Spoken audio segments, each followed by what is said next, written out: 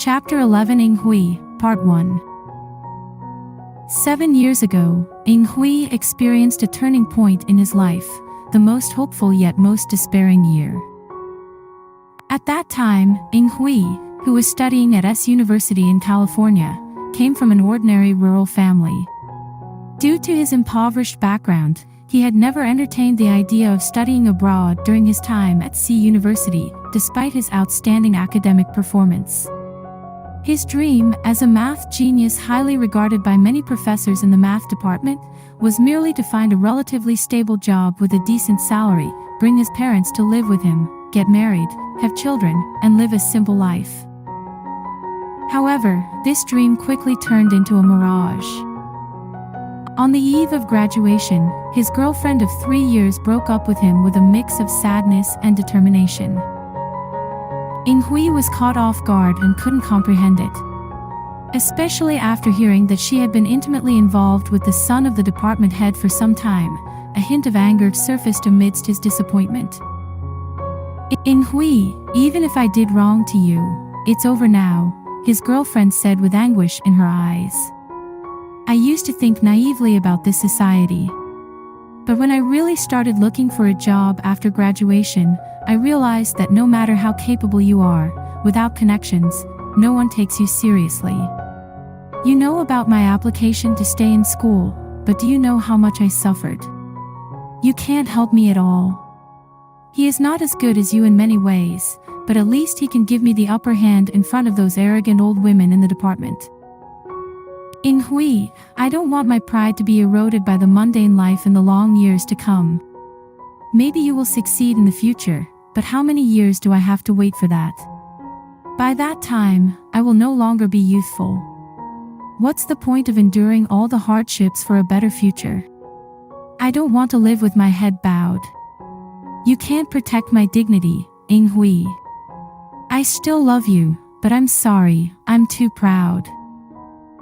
Ying Hui was left speechless. That night, he couldn't sleep a wink. The next day, with bloodshot eyes, he called his parents and decided to apply for a scholarship to study in the United States. Ying Hui's departure was swift. On the day he left for the United States, his classmates came to see him off, but his girlfriend didn't come. Unlike his other classmates, who were indignant and reluctant to part, Ying Hui remained calm throughout. However, no one could have guessed that beneath his composed gaze lay immense ambition. Life in California as a student was even more arduous than back in his home country. The unfamiliar environment, frequent part-time jobs, and heavy academic workload caused him to lose weight within a short period. But at the same time, his horizon expanded significantly. Ying Hui's focus gradually shifted to the rapidly developing internet. His solid mathematical foundation allowed him to excel in studying computer technology, and unlike the prevailing trend of building web portals at the time, Ying Hui was interested in information retrieval. After burying himself in research for a year and a half, he independently developed an optimized search algorithm that deserved the title of genius. However, the algorithm had a flaw. It required various other optimization algorithms to work together, so initially, it didn't attract the interest of venture capitalists. Only a well-known internet indexing company wanted to buy it at a severely undervalued price. Ying Hui knew that what he held in his hands was worth far more than just a few $1,000s, but he didn't have time to wait for a better opportunity. After enduring long-term fatigue and pressure, he fell seriously ill, and his few remaining savings were depleted. In his desperation, Ying Hui had an idea. He used the last of his money to place an advertisement in a well-known Chinese newspaper, explaining his situation and seeking investment from the Chinese community.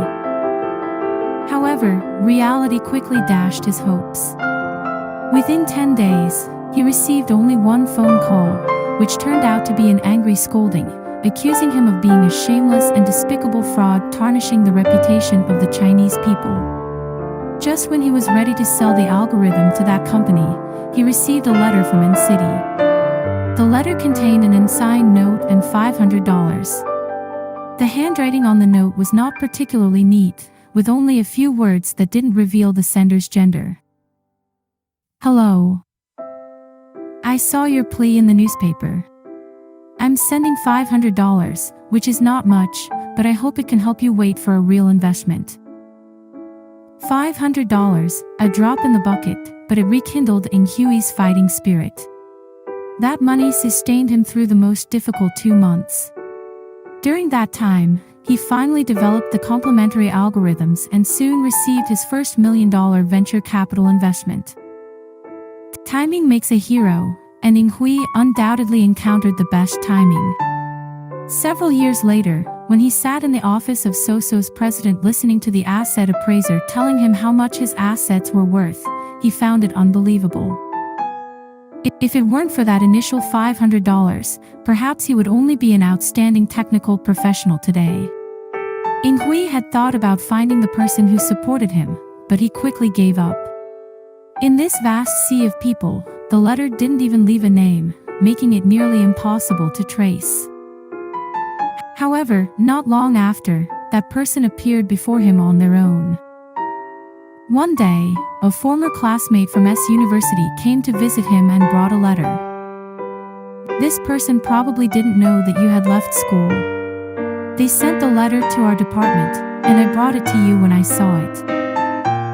The handwriting on the envelope looked familiar. Hui's heart pounded with excitement as he opened the letter. Mr. Ng. Hello, I don't know if your address has changed or if you still remember me.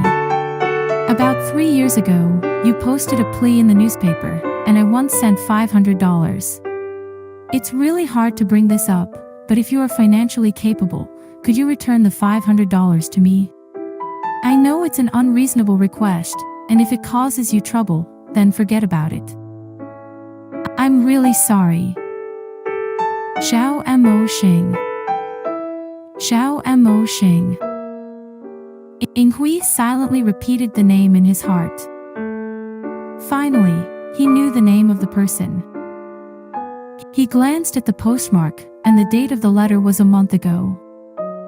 Perhaps they wouldn't have written such a forlorn letter of hope if they weren't in dire straits. Hui quickly dialed the phone number left on the letter, and after 2 rings, a clear female voice answered the call. The next day, Hui flew to N City. They had arranged to meet in a park during early spring, in the season of tender green. Hui spotted a Chinese girl sitting on a bench, wrapped in a scarf, looking a bit cold. She rubbed her hands with the scarf to keep warm. Hui stood at a distance, watching her. Suddenly, he felt a warm sensation, as if he had returned home. At that time, he had already been alone in the United States. For 6 years. Hui approached her. Excuse me, are you Miss Xiao? The girl immediately stood up. Yes, I am. Are you Mr. Hui? Only then did Hui get a clear look at her. She was a very young girl, probably in her early 20s, maybe still a student. Her clothes looked a bit old, suggesting they had been worn for several years, but they were clean, and she had big eyes. He smiled faintly. Miss Xiao, shall we find a place with heating to sit and talk?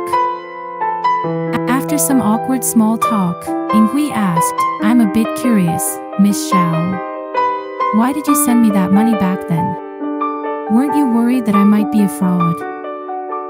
This question stunned her for a moment, and then she somewhat hesitantly replied, At that time, I happened to have some money. She brushed over the details vaguely and continued, Actually, Mr. Ng, you didn't need to come all the way here. I just found the old newspaper when I was cleaning up and didn't have much hope when I sent that letter. Then what about now? Hui didn't make things difficult for her. The story progressed after that. Miss Xiao didn't have enough evidence to prove Mr. Cruz's violent tendencies, and even if she managed to do so and got him stripped of custody rights, she still couldn't adopt the child. She didn't meet the state's adoption requirements regarding age, financial conditions, and marital status. The child would be sent to a welfare institution, which was definitely not a good place for a mixed-race child. In Huey's personal lawyer, Mr. Smith, said, Miss Xiao doesn't have enough evidence to prove Mr. Cruz's violent tendencies. Even if we manage to get the evidence and strip him of custody rights, she still can't adopt little Jia. Her age, financial condition, and marital status don't meet the requirements for adoption in this state. Little Jia will be sent to a welfare institution, and you know, that's definitely not a good place for a mixed-race child. Yes, Ying Hui said, but I don't like spending money on scoundrels. Moreover, he might not be satisfied and keep extorting money, or he could bite back at any time. This isn't a fundamental solution. Unless Miss Xiao gets married immediately and marries someone who meets the adoption requirements, maybe that could increase the chances of success, Smith shrugged, jokingly. You meet all the adoption requirements. Smith's joke sparked something in Ying Hui. He realized that he didn't actually object to this idea. Ying Hui conveyed the lawyer's words to Mosheng during a phone call. Even if you prove Mr. Cruz's violent tendencies and strip him of custody rights, you still can't adopt little Jia. Your age, financial condition, and marital status don't meet the requirements in this state's laws. Little Jia will be sent to a welfare institution. You know that's not a good place for a mixed-race child. Mosheng was at a loss. I just wanted to help a friend. Why is it so difficult? Perhaps it wasn't difficult. Ying Hui had spoken to Cruz once, and it turned out he only wanted to extort money. However, Ying Hui didn't facilitate his plan. Ying Hui had seen little Jia, a black-haired, black-eyed, somewhat foolish mixed-race child, who was said to have become dull-witted due to being beaten when he was younger. If you've decided to bear this burden, I have a suggestion, Ying Hui said casually. You can find someone trustworthy and who meets the adoption requirements to fake a marriage. Maybe I can help. The person on the other end of the phone was dumbfounded. How can that be? Ying Hui didn't insist. Things progressed from there. Cruz's photo of burning little Jia with a cigarette while drunk was accidentally taken by Mosheng's landlord. However, as Smith, the lawyer, had said, although Cruz lost custody, little Jia was still sent to a welfare institution. Mosheng was busy with her studies and work, but she still went to see little Jia every other day or two. A few months later, Ying Hui received a call from Mosheng. Her voice was tinged with crying. Mr. Ying, I want to adopt little Jia. Little Jia had been bullied by children of other races in the welfare institution. This had happened more than once, but this time, it was more severe. Little Jia was pushed into the toilet bowl. If it hadn't been discovered in time, he might have suffocated to death. Ying Hui brought a draft of the agreement when he went to N City. The content of this agreement is that you give up all the rights and benefits that come with this marriage. Correspondingly, you don't have to fulfill any obligations. In other words, we will only be married in name. Ying Hui explained. The clear division of rights and responsibilities made Mosheng's attitude more relaxed. This was exactly Ying Hui's intention. He knew very well that this agreement, which gave Mosheng no advantage, would make things easier for her. Mr. Ying, thank you. She didn't know what else to say. No need. Actually, this marriage is also beneficial for me. My company is about to go public, and the image of a married man would gain more trust from shareholders. Moreover, being married could spare me from a lot of troubles. Ying Hui said with somewhat laughable reasons, but the last sentence was sincere. Besides, Miss Xiao has done more than just a drop in the bucket for me. That's why he wanted to protect her under his wings. But was it just for that reason? Ying Hui dared not ask himself.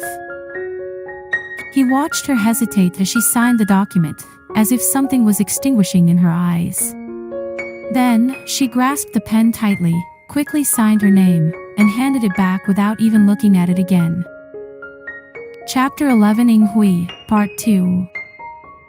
On the night when Mosheng successfully gained custody of little Jia, Yinghui flew back to California.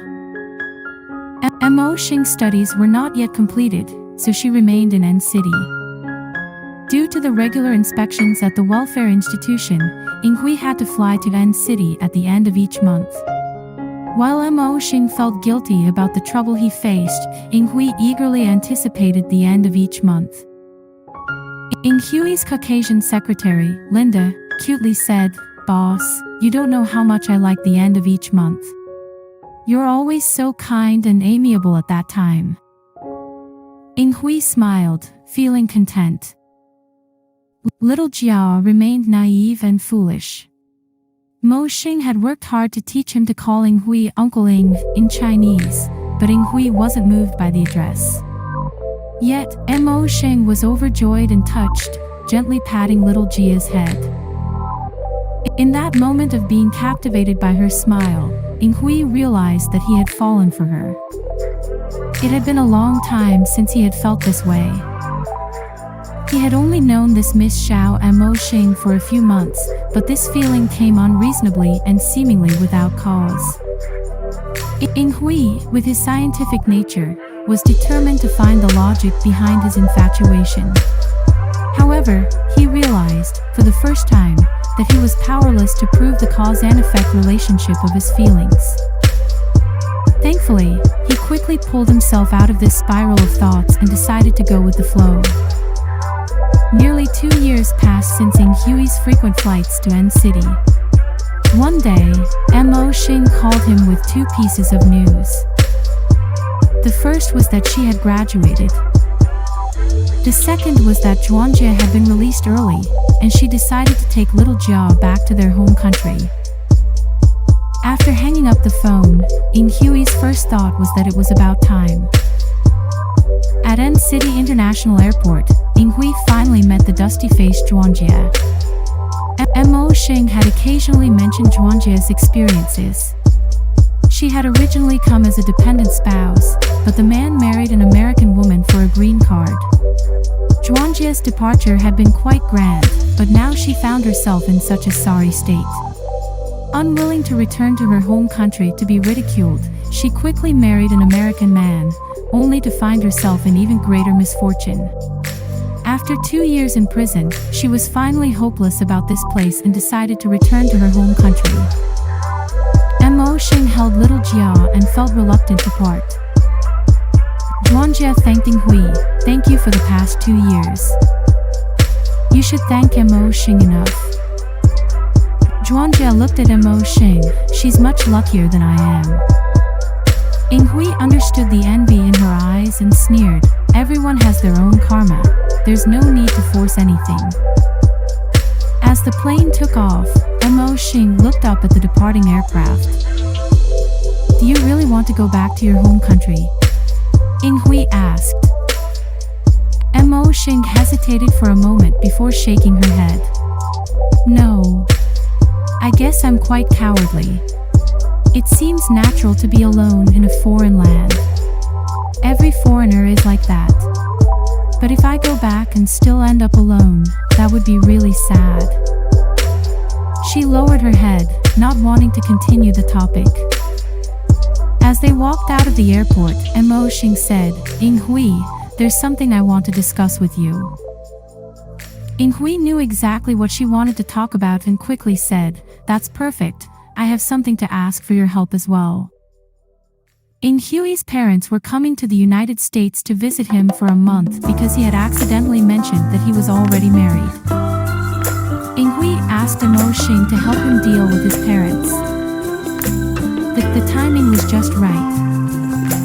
Mosheng had completed her studies and was ready to leave N City at any time. Yinghui's company was on track, leaving him with more free time. After Mosheng arrived in California, she first looked for a job. Unfortunately, being a Chinese woman made her face many obstacles. Ying Hui intended to use his connections to help her, but Mosheng declined. Ying Hui, you've already done so much for me. I can't keep relying on you. Ying Hui remembered that Mosheng had never accepted his financial help before, and he recalled what his ex-girlfriend had said when they broke up, leaving him feeling somewhat emotional. Mosheng looked at him curiously. What are you thinking, Ying Hui? Ying Hui smiled and said, nothing, just redefining the word pride for myself. Mosheng didn't understand, but she didn't press further. On Valentine's Day, before Ying Hui's parents arrived, Mosheng was distractedly searching for someone named HeYiSheng. Mosheng's occasionally absent-mindedness is called HeYiSheng. Mosheng inexplicably smile is called HeYiSheng. Mosheng's sudden loneliness is called HeYiSheng. Mosheng started mentioning this name frequently to him, as if she had finally found someone to talk about that person. How smart that person was. How capable that person was. Of course, Ying Hui became impatient. But when he saw the sadness and desolation in her eyes and the corners of her mouth while talking about that person, impatience turned into sympathy, accompanied by a strange pain. Even though he knew that Mosheng considered him only as an elder brother, Ying Hui still had a confident feeling that he believed there would be no one better than him by her side, so he could take it slow. However, now that feeling had disappeared, and Ying Hui clearly felt the icy wall Mosheng had built in her heart, excluding everything ambiguous. Perhaps he could only ever play the role of an elder brother. Ying Hui became increasingly impatient. So the night arrived, whether due to long pent-up emotions or a momentary loss of control. That night, he was out for a gathering and came back drunk, and Mosheng was busy taking care of him. Ying Hui couldn't figure out if he was drunk or awake. If he was drunk, how could he remember every detail so clearly? If he was awake, how could he lose control like this? In a semi-conscious state, he pressed Mosheng beneath him. He woke up, and it was already early morning. The moment his consciousness returned, he rushed downstairs. The lobby downstairs was dark, and he vaguely saw Mosheng sitting on the sofa, hugging her knees tightly, her head hanging down. Ying Hui had heard somewhere that when a person experiences great hurt, they unconsciously assume the fetal position like a baby, seeking comfort. He placed his hand on the light switch but didn't turn it on. Mosheng suddenly spoke weakly, Brother Ying, did you mistake me for her? Ying Hui was bewildered for a while before realizing who her was. His ex-girlfriend. He had only mentioned his ex-girlfriend to her once, and he couldn't remember what he said, but she thought he still had feelings for her. Mosheng, do you think everyone clings to the past like you do? Ying Hui smiled bitterly. He found himself in an interesting dilemma caused by Mosheng. If he said yes, he couldn't reveal his true feelings, and perhaps he could never move forward. If he said no, he had to admit that he had become a rapist. Even though it was unsuccessful. Facing Mosheng's trusting gaze, Ying Hui finally chose to close his eyes and not answer. Let her find the answer that could console herself. In fact, after that, Mosheng could no longer stay calmly in the same room with him. When Mosheng proposed to move out, Ying Hui said, Mosheng, go back to your home country, take a look. Mosheng stood still. You can't be an ostrich forever. Go back and take a look. If the weather is clear there, then stay. If it's gloomy and rainy there, then come back quickly. Completely forget about that place, completely forget about that person. At the airport, Mosheng bid farewell to Ying Hui, who was no longer his nominal wife, and looked up at the traces left by the airplane in the sky, feeling a sense of loneliness spreading through every corner of his body. Did she understand the last thing he said? On some matters, she seemed astonishingly dull. If you don't return to the United States, then let's not contact each other for now, he said to her before she boarded. Did he still have a chance? Perhaps. Maybe that person named Yichen had already fallen in love with someone else. In the world, how many people like Xiao and Mosheng were so naive? The fragrance of tea lingered. The long years were spoken in just a few hours. I didn't expect there was more than one, Yinghui said at last. Sometimes she is surprisingly dull, Yinghui sighed. The world is so amazing. I never thought that, for these matters, you are the only one I can talk to. Yichen remained silent, finished the last cigarette, and picked up his clothes from the side. It's late, Mr. Ying, I'll leave first. Why rush like that? Yichen hesitated for a moment. Mosheng is drunk, and I'm a little worried. Mr. He, are you showing off your success to the defeated? Yinghui laughed. Yichen didn't look back and walked out of the tea house quickly, opening the door to the cold outside. Yichen took a deep breath. His clenched hand gradually loosened. He arrived home at 2 in the morning. Mosheng, who was drunk, slept obediently, curled up under the blanket, exactly the same as when he left. He quietly took off his shoes, got into the blanket, and hugged her close. She moved a bit, adjusted to the new position, furrowed her brows, and only when Yichen relaxed his arms, her brows smoothed out again. Her hair filled his nose with her fragrance.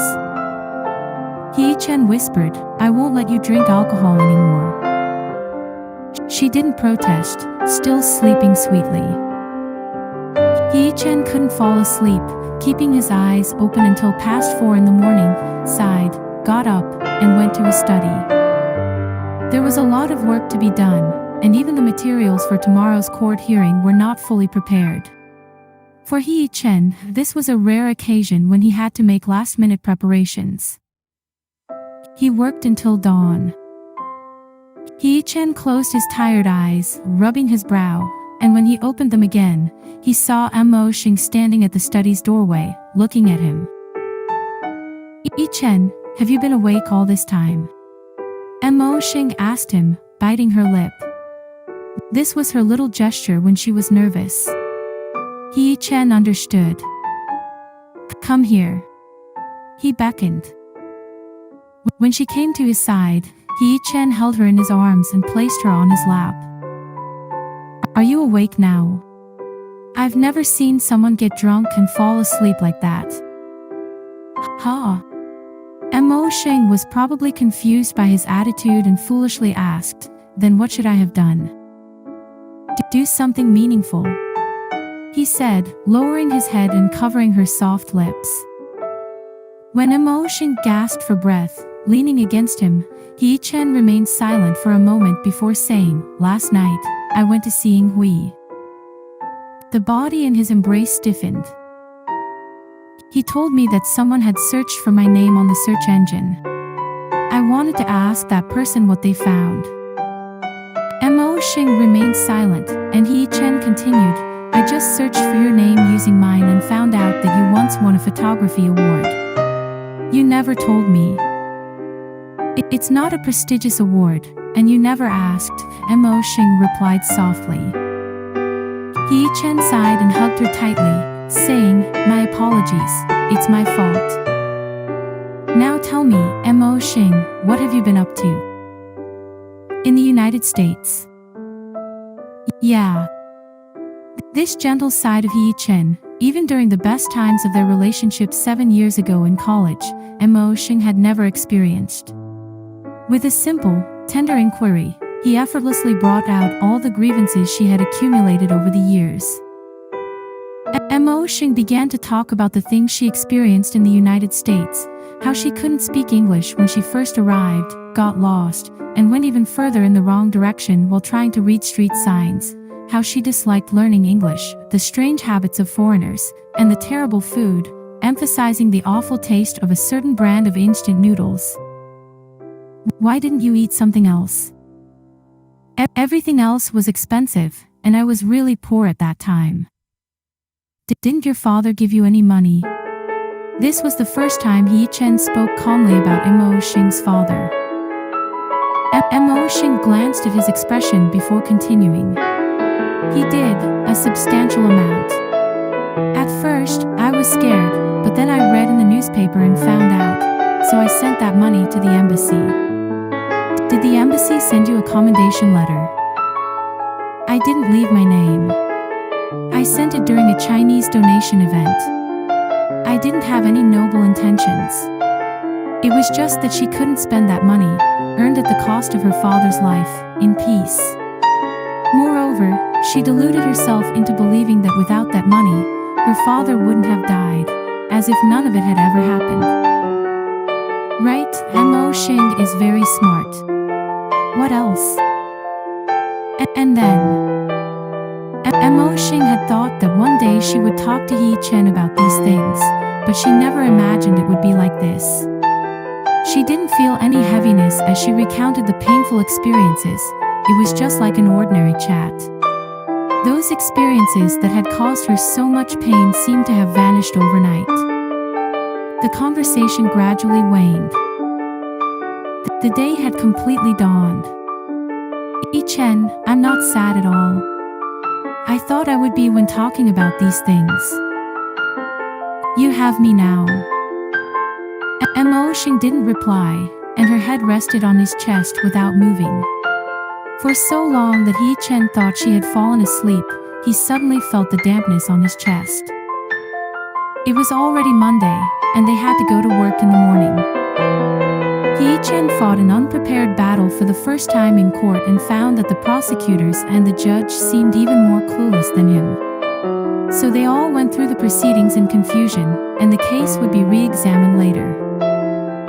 The relatives of the parties involved saw Yichen looking obviously sleep-deprived and thought he had been working hard on the case, thanking him repeatedly. Yichen could only laugh or cry. Mosheng went to work with her eyes still swollen and hadn't recovered yet.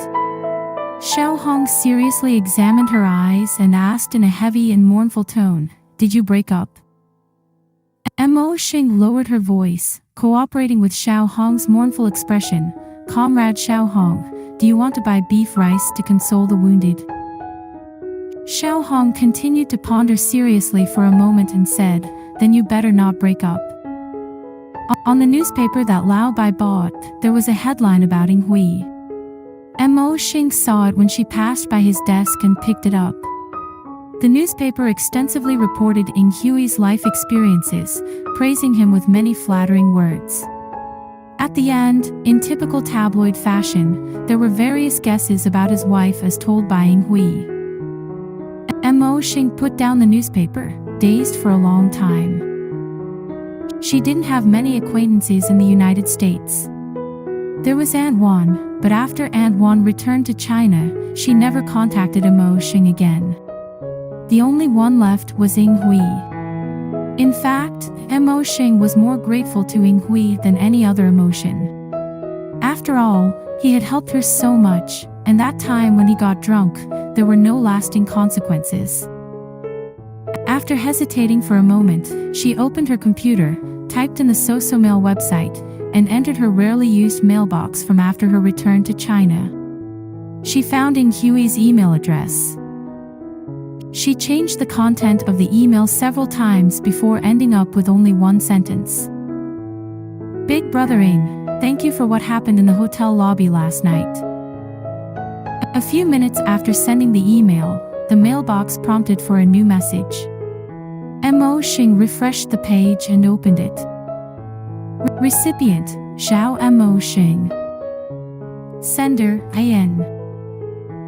Subject, no subject. No need.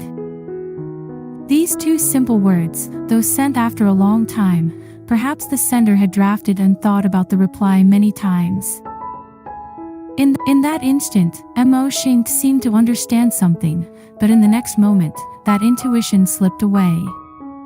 The cursor hovered over the delete key, hesitated for a moment, and then moved away. Finally, she just closed the mailbox. Perhaps she would never use this mailbox again. The letter would quietly lie in some corner of the internet, unopened and never erased. Autumn quickly exited amid the arrival of a cold wave. Under Xiao Hong's influence, Mosheng became interested in knitting scarves, but unfortunately, she always knitted the wrong stitches, resulting in a messy, uneven pattern. Yichen was very grateful for her good intentions but couldn't bring himself to wear the scarf around his neck. On Christmas night, Yichen invited Yi Mei and her boyfriend Zhang Su to dinner. Zhang Su was Yi Mei's boss's boyfriend and was very humorous. It was the first time Yichen had met him. After dinner, they went outside and found that it had started to snow. Young people and children on the street cheered and jumped, celebrating the first snow of winter in a city. Mosheng and Yi Mei stood on the roadside, waiting for Yichen and Zhang Su to return with the car. Yi Mei smiled and said, "Originally, I was going to ask you to be my bridesmaid at my wedding next year, but who knew that Yichen couldn't wait, but I can't blame him. He must have been holding back for a long time."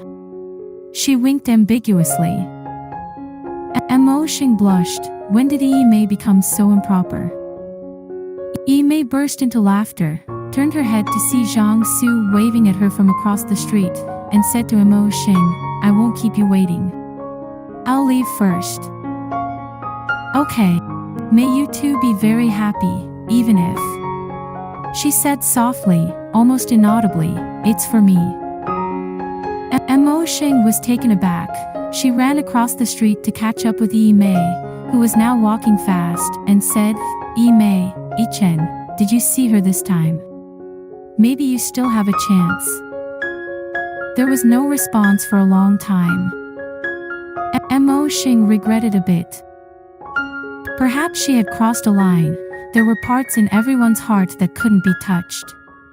Maybe that person was the deepest wound in Yi Mei's heart. In the evening, Mosheng talked to Yichen about this. Yichen glanced at her and said in a somewhat puzzled tone, "As expected, you are dull." Then he added, "Luckily, you are a bit foolish." Mosheng was stunned. Over a month later, Mosheng saw in Huey's reply when she was cleaning out her various email accounts. The date on the email was 2 days ago.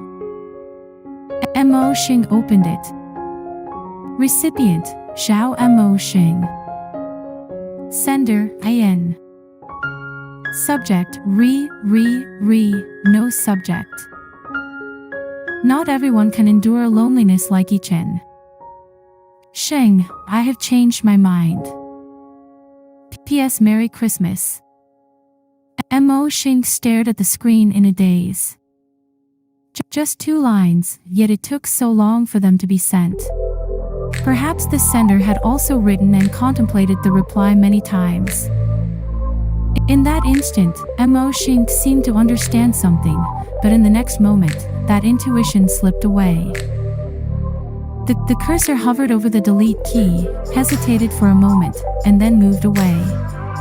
Finally, she just closed the mailbox. Perhaps she would never use this mailbox again. The letter would quietly lie in some corner of the internet, unopened and never erased.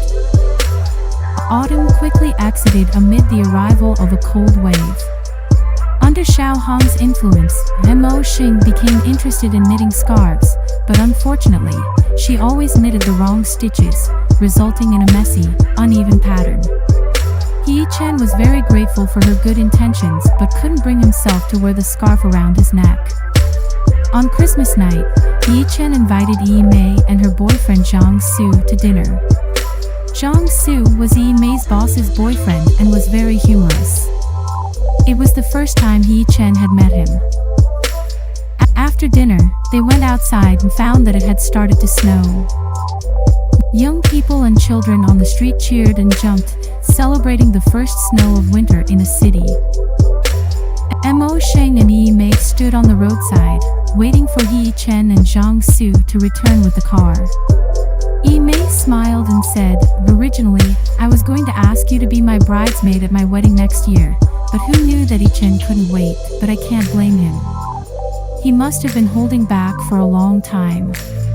She winked ambiguously. Mosheng blushed. When did Yi become so improper? Yi burst into laughter, turned her head to see Zhang Su waving at her from across the street, and said to Mosheng, "I won't keep you waiting. I'll leave first." "Okay." Mosheng nodded. Mei took a few steps forward, but she didn't look back. "May you two be very happy, even if," she said softly, almost inaudibly, "it's for me." Mosheng was taken aback. She ran across the street to catch up with Yi, who was now walking fast, and said, Yichen, did you see her this time? Maybe you still have a chance." There was no response for a long time. Mosheng regretted a bit. Perhaps she had crossed a line. There were parts in everyone's heart that couldn't be touched. Maybe that person was the deepest wound in Yi's heart. In the evening, Mosheng talked to Yichen about this. Yichen glanced at her and said in a somewhat puzzled tone, "As expected, you are dull." Then he added, "Luckily, you are a bit foolish." Mosheng was stunned. Over a month later, Mosheng saw Yi's reply when she was cleaning out her various email accounts. The date on the email was 2 days ago. Mosheng opened it. Recipient, Xiao Mosheng. Sender, AM. Subject, no subject. Not everyone can endure loneliness like Yichen. Sheng, my heart has changed. P.S. Merry Christmas. Mosheng stared at the screen in a daze. Just 2 lines, yet it took so long for them to be sent. Perhaps the sender had also written and contemplated the reply many times. In that instant, Mosheng seemed to understand something, but in the next moment, that intuition slipped away. The cursor hovered over the delete key, hesitated for a moment, and then moved away. Finally, she just closed the mailbox. Perhaps she would never use this mailbox again. The letter would quietly lie in some corner of the internet, unopened and never erased. The night of the light snowfall, the bustling streets filled with people. For the first time, Mosheng felt that Christmas was a holiday.